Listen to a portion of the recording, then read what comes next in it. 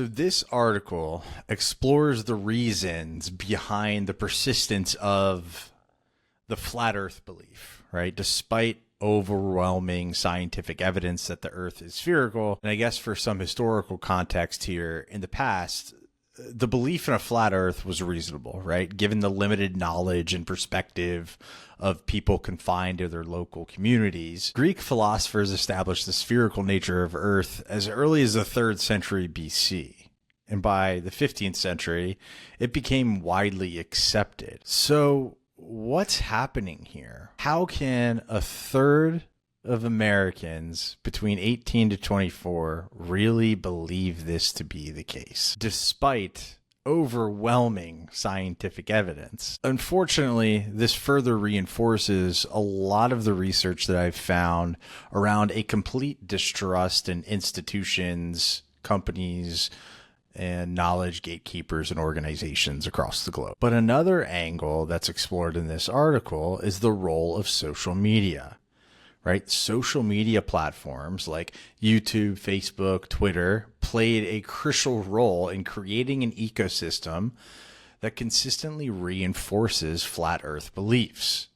And social media influencers can hold more sway than actual scientific experts due to their storytelling abilities, right? And their perceived authenticity. Mix that with the trend of institutional distrust that is sweeping the globe. The flat earth movement's growth may also be driven by a desire for displaying tense emotion towards a subject, right?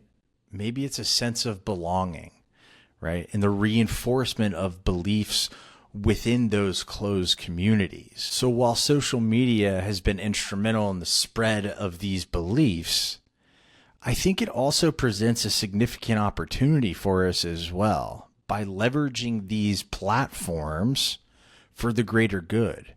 We can actually promote accurate scientific knowledge and foster critical thinking skills in a positive direction. And social media's vast reach and influence can be harnessed to counteract misinformation, starting to build communities centered around truth and reason. And if we can effectively tell stories in the right way, we might even be able to influence others on the other side of the aisle. Now, last video, we talked about the importance of identifying your ICP, your ideal connection profile.